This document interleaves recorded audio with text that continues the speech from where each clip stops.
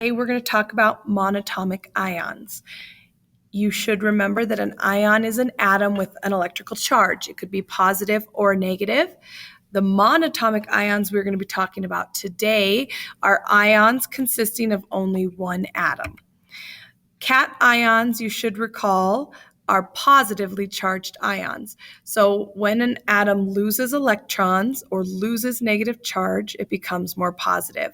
Some examples are lithium +1, barium 2+, or aluminum 3+.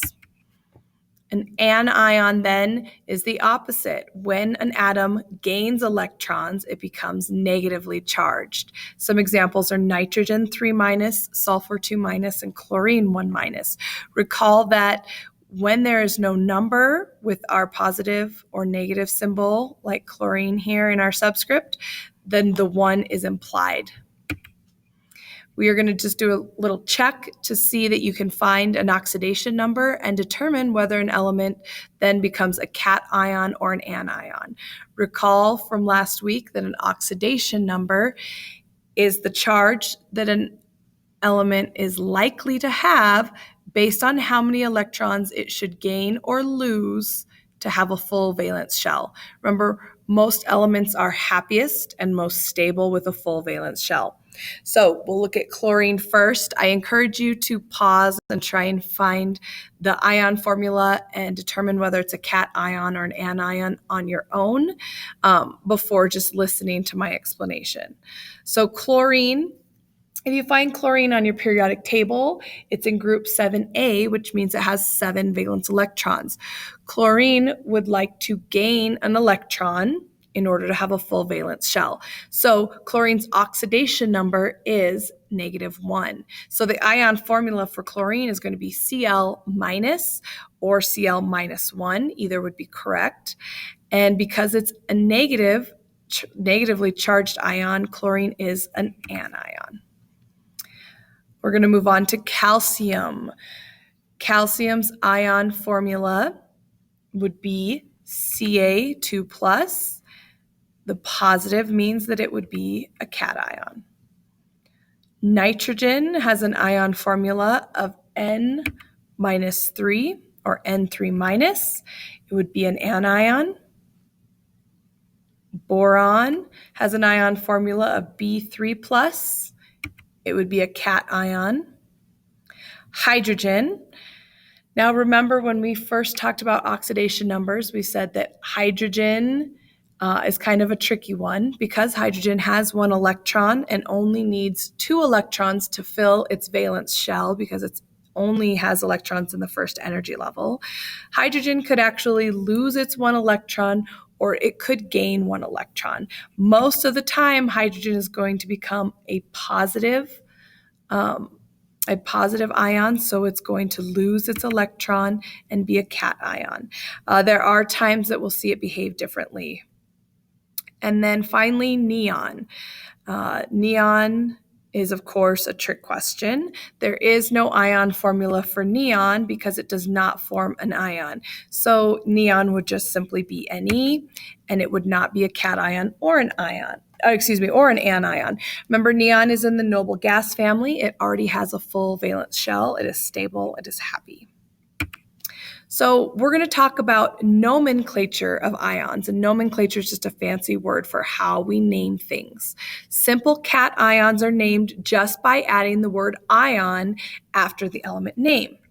So, for example, sodium, which as an ion becomes Na+, is called the sodium ion. Magnesium, which is Mg2+, becomes the magnesium ion. We're going to practice a couple here. Again, I encourage you to pause and try this on your own. You can write it on a piece of scratch paper, you can come up with it in your head, or you can write it on your notes sheet. Lithium is going to be Li+, that is its symbol and oxidation number, which is also now called its ion formula. The ion name for lithium is lithium ion. You might be familiar with lithium-ion batteries.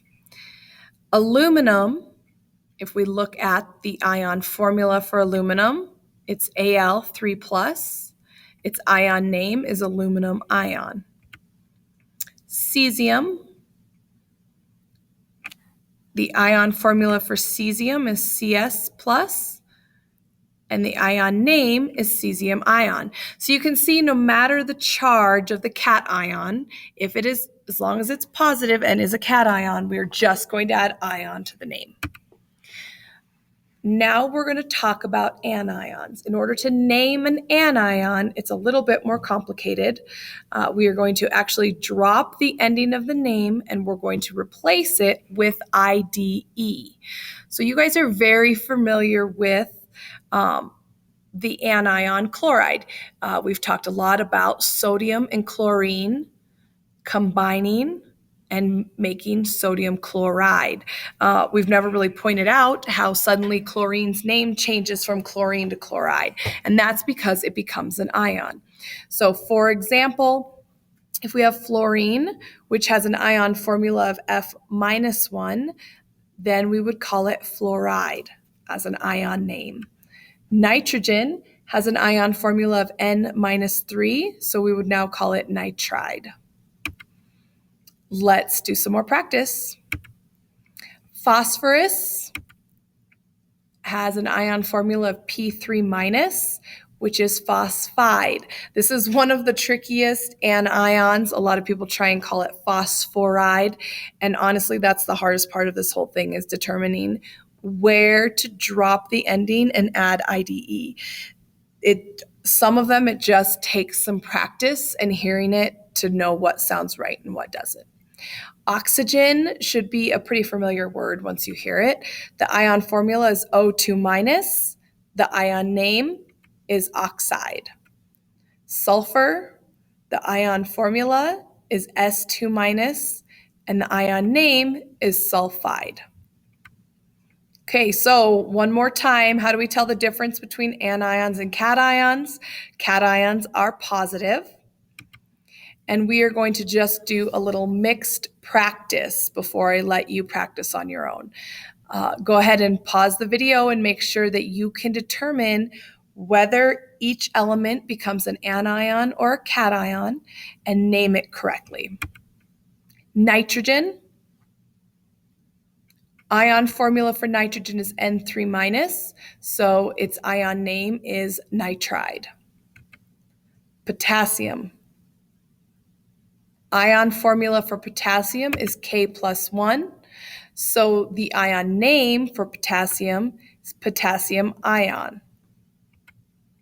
Iodine. The ion formula for iodine is I- or I-1. The ion name then is iodide. Neon. Ion formula for neon does not exist, and so an ion name wouldn't either. Neon does not become an ion. That's all for today. Thank you very much.